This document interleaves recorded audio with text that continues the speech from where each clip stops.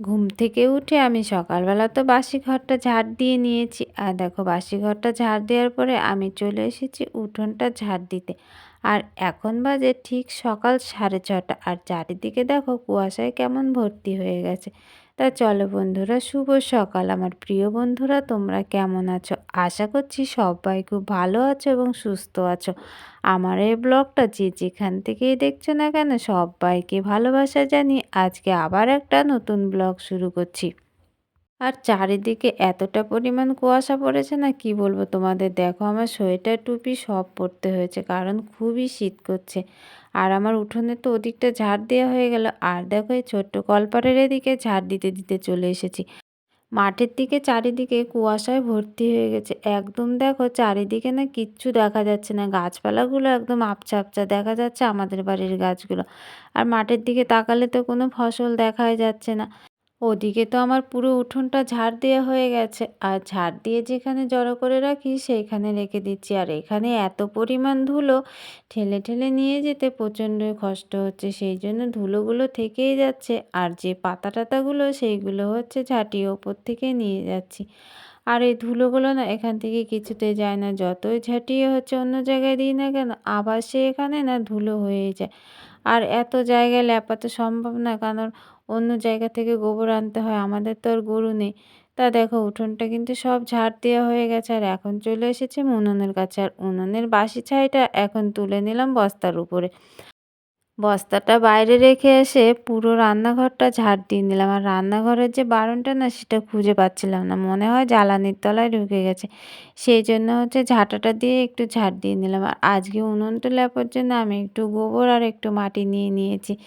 আর এক জায়গায় জায়গায় না একটু গর্ত গর্ত মতো হয়ে গেছে, সেইগুলো সারাই করব বলে মাটিটা নিয়ে নিয়েছি। আর দেখো উনুনটা লেপে নিচ্ছি। আর ওদিকে তোমার থালা বাসনগুলো সব মাজা হয়ে গেছে। আর এখন শুধু বাকি উনুনটা লেপা। তাই দেখো এখন উনুনের সামনেটা তো লেপা হয়ে গেছে। আর উনুনের ভেতরগুলোও আমি কিন্তু সুন্দর করে লেপে নিয়েছি। আর মুখটা না একটু গোবর মাটি দিয়ে ভালো করে ন্যাতাটা দিয়ে একটু ঘষে নিলাম। একটুখানি ভেঙে ভেঙে গেছিলো তো, জ্বালানি দিয়ে জাল দেওয়া হয়। সেই জন্য হচ্ছে ওটা একটু জুড়িয়ে নিলাম। আর এদিকে দেখো পুরো লেপা হয়ে গেছে উনুন আর ওদিকটা। আর এখন যেটার উপরে ভাতের হাঁড়ি রাখি সেটা কিন্তু এখন লেপে নিচ্ছি। আর আমার ওদিকটা তো পুরো লেপা হয়ে গেছে। আর এখন আমি এই দিকটায় পুরো লেপে নেব। আর আমার এই কাজগুলো করতে করতে ওদিকে তো গুড্ডি সোনা উঠে গেছে। আর মা ওকে একটু কোলে করে নিয়ে ঘুরছে। আর আমি এদিকে কাজগুলো করে নিচ্ছি। তা চলো বন্ধুরা, এখন উনুনের পাড়টা পুরোটা লেপে নিই। তা দেখো উনুনের পাড়টা তো ওদিকে লেপা হয়ে গেছিলো। আর উনুনের পাড় লেপে আমরা চাটা খেয়ে চলে গেছিলাম আমি বাজারে একটু বাজার করতে। আর বাজার থেকে এসে দেখো রোদে বসে গেছি ভাত খাওয়ার জন্যে।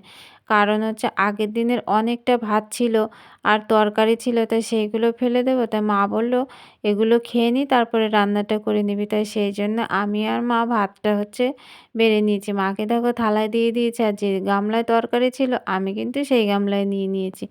আর গুড্ডু সোনার জন্য একটু প্রেশার কুকারে অল্প একটু রান্না করেছি, সেটা ওকে খাইয়ে দেবো। কারণ বাসি তো আর ওকে খাওয়ানো যায় না। তাই আমরা এগুলো খেয়ে নিচ্ছি আর ওকে একটু পরে খাওয়াবো, কারণ ও তো একটু আগেই খেলো। আর শীতের দিনে না ঠান্ডা ভাত রোদে বসে খেতে কিন্তু বেশ ভালো লাগে। আর আমাদের সকালবেলা তো এখানটায় রোদ আসে, সেই জন্য আমরা চা খাই কিংবা ভাত খাই সকালবেলা বসে কিন্তু এখানেই খাই। আর বিকেল হলে পরে ওই পাশটায় মানে মাঠের দিকটায় চলে যায়। আর বিকেল হলে পরে তো আমাদের বাড়ি এক ফোঁটাও রোদ লাগে না। ওই মাঠের দিকে গিয়ে আমরা সবাই বসি, গল্প করি। মানে পুরো শীতটা আমরা ওইভাবেই বসে গল্প করে মাঠের দিকটা কিন্তু কাটাই। অনেকেই আসে, সবাই ওখানে বসে থাকে, আমরাও গিয়ে বসি। সবাই মিলে বসে বসে গল্প করি। আমাদের কিন্তু এই শীতের দিনটা খুব আনন্দে মজায় কেটে দেয়। তা চলো এবারে আমরা খাওয়া দাওয়াটা করে নিই। এদিকে তো আমাদের খাওয়া দাওয়া কমপ্লিট হয়ে গেছে। আর আমি যে মাছগুলো এনেছিলাম মাকে বললাম মাছগুলো তুমি একটু কেটে দাও আর আমি বাকি কাজগুলো করে নিই। তা দেখো মা একটা কচু পাতা নিয়ে নিয়েছে, তার উপরে বটি আর ঝুড়িতে মাছগুলো ছিল সেইগুলোকে ঢেলে নিচ্ছে। আর আজকে মাছ এনেছি একদম ছোট ছোট মাছ, আর গুড্ডুর জন্য একটু বড় মাছ এনেছি। দেখো এখানে চাদা আর পুঁটি মাছ ছিল। তো মাকে তো ওখানে মাছ কাটতে দিয়ে দিয়েছি। আর আমি দেখো যে খাওয়া দাওয়া করলাম সেই থালা বাসনগুলো সব নিয়ে চলে এসেছি কলপারে। চা খেয়েছিলাম সেগুলোও কিন্তু মাজিনি, সব রেখে দিয়েছিলাম। তাই ভাবলাম বাজার থেকে ঘুরে আসি, তারপরে সব মেজে নেব। কারণ এগুলো মাজা ধোয়া করে গেলে না বাজারে যেতে অনেকটাই দেরি হয়ে যাবে। সেই জন্য আগে বাজারটা করে নিয়ে এসে তারপরে এগুলো মাজা ধোয়া করে নিচ্ছি। তা বাসনগুলো তো সব মাজা হয়ে গেছে। আর ওদিকে দেখো আমি ছোট্ট, ছোট্ট গামলায় জল ভরে নিচ্ছি। কারণ আজকে ওই গামলাটায় কি একটা রয়েছে সেই জন্য আর আনতে পারিনি। তাই এই ছোট্ট গামলা, ছোট্ট সসপ্যানে জল ভরে নিয়েছি। আর এখন আমি বসে, বসে থালা বাসনগুলো ধুয়ে নিচ্ছি। সত্যি কথা বলতে কি আমাদের কলটা না খুবই টাইট। ওইজন্য না এক হাত দিয়ে মানে চেপে জল বের করা আর থালা বাসন ধোয়া খুবই কষ্ট হয়। আর আমার হাতে তো ব্যথা, সেইজন্য আমি মোটেই পারি না। সেইজন্য আমি প্রত্যেকবার হচ্ছে গামলায় জল ভরে, ভরে থালা বাসনগুলো ধুয়ে নিই। তা ওদিকে দেখো আমার থালা বাসনগুলো সব ধোয়া হয়ে গেছে। আর থালা বাসনগুলো নিয়ে আমি এখন রেখে দেবো। আর থালা বাসনগুলো রাখার পরে দেখো আমি হাঁড়িটা নিয়ে চলে এসেছি। হাঁড়িটায় ভাবলাম একটু ছাই মাটি লেপে নিয়ে আর ওর উপরে একটু ছাই বুলি দিয়ে ওটা রেখে উনুনের পাড়ে তারপরে আমি চান করতে যাবো। আর ওদিকে তো মাকে বললাম যে মাছটা কাটার পরে একটু তরকারিগুলো কেটে দেবে আর আমি চানটা করে পুজো দিয়ে চলে আসবো। তা মা তো ওদিকে মাছগুলো কাটছে আর আমি দেখো এখানে আমার হাঁড়িতে হচ্ছে ছাই দেওয়া হয়ে গেছে আর ওই ছাইটা হচ্ছে ওই গাছতলায় ওখানে রেখে এসেছি। তা দেখো বন্ধুরা আমার হচ্ছে চান-টান করে চলে এসেছি আর এখন ওদিকে তো তেমন কোনো রোদ নেই। আর এদিকে রোদ চলে এসেছে সেইজন্য আমি ভাবলাম জামাকাপড়গুলো এখানে মেলে দিই। জামাকাপড়ের মধ্যে আমি চান করেছি সেইসব জামাকাপড় আর গুড্ডুর হচ্ছে ২-৩ টে জামাকাপড় ছিল সেইগুলো। তা ওখানে দেখো তো ভালো করে জল নিংড়ায়নি। তাই এখানে এসে একটু ভালো করে জলটা নিংড়িয়ে তারপরে মেলে দিচ্ছি যেন একদিনেই শুকিয়ে যায়। কারণ ছোট্ট দিনের বেলা তো আর শীতের বেলা বেশিক্ষণ রোদ থাকে না, দেখতে, দেখতে যেন শেষ হয়ে যায়। আর ওর জামাকাপড়গুলো সব মেলা হয়ে গেছে আর শাড়িটা আজকে এখানেই মেলে দিচ্ছি। এখানটায় ফাঁকা রয়েছে তাই ভাবলাম এখানটায় মেলে দিই আর ওইদিকে মেলবো না। আর সারাদিনে না কাজ যেন শেষ হতেই চায় না। দিন যতই ছোট হোক আর বড় হোক কাজ যেন লেগেই থাকে। তা ওদিকে দেখো শাড়িটা আমার মেলা হয়ে গেল আর এখানে না কিছুটা ধনে মেলে দিয়েছিল মানে ভাঙাবো বলে, তাই সেটা একটু নেড়ে-চেড়ে দিলাম। আর দেখো এদিকে আমি রান্না করতে চলে এসেছি।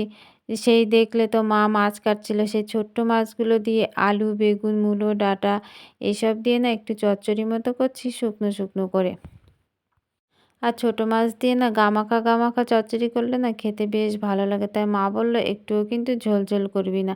সেইজন্য আমি শুকনো, শুকনো করে নিচ্ছি। আর দেখো আমার জলটা কিন্তু পুরো শুকিয়ে গেছে। আর জমি থেকে না কিছুটা ধনেপাতা তুলে নিয়ে এসেছিলাম। গাছগুলো কিন্তু এখনো ছোট, ছোট তাও ২-৩ টে বেছে, বেছে ওর মধ্যে থেকে তুলে নিয়ে এসেছি। আর সেই ধনেপাতাগুলো আমি ছিঁড়ে এখন সব তরকারির মধ্যে দিয়ে দিচ্ছি। আর ধনেপাতার গন্ধটা না বেশ লাগে। তরকারিতে একটু দিলে খেতেও ভালো লাগে। তাই আমাদের জমিতে আমি লাগিয়েছি তাই সেগুলো তুলে নিয়ে এসেছিলাম। আর যে মাছগুলো ছিল গুড্ডুর জন্য এখন তরকারি করে নিচ্ছি।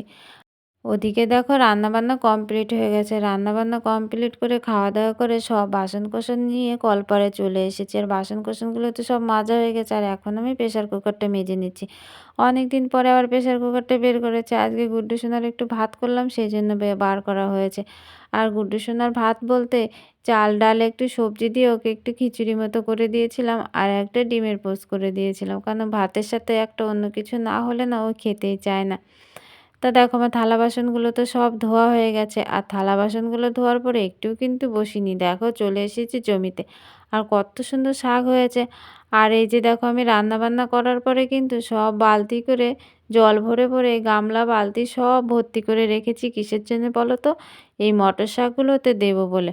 অনেকদিন ধরে না দেওয়া হচ্ছে না। দেখো মাটিটা শুকিয়ে না একদমই খড়খড়ে হয়ে গেছে। আর সবজিতে অনেক কিছু লাগিয়েছি ওই জন্য না প্রত্যেকদিন জল দিতে হয় আর সব কিছুতে একদিনে জল দেওয়া সম্ভব না সেই জন্য অল্প অল্প করে সব কিছুতে জল দিই। হয়তো কোনো দিন মটরে দিলাম, কোনো দিন পালং শাকে কিংবা কোনো দিন কপিতে এইভাবে ভাগ ভাগ করে প্রত্যেক দিন করে একটু একটু করে জল দিই। আর মটর শাকটা না এত পরিমাণ শুকিয়ে গেছিলো সেই জন্য ভাবলাম একটু বেশি করে আজকে জল দিয়ে দেবো আর জল দেবো না। আর মেশিন দিয়ে যদি জল দেওয়া হয় তাহলে তো শাকগুলো নষ্ট হয়ে যাবে সেই জন্যে আর মেশিন দিয়ে দিইনি, ওইভাবে বালতি ভরে ভরে অল্প অল্প করে দিয়ে দিই। তা ওদিকে তো আমার সব জল দেওয়া কমপ্লিট হয়ে গেছে। আর এদিকে দেখো আমি চলে এসেছি গুড্ডু সোনার জামা কাপড়গুলো ভাঁজ করতে। আর গুড্ডু সোনা কিন্তু এখনও ঘুমোচ্ছে।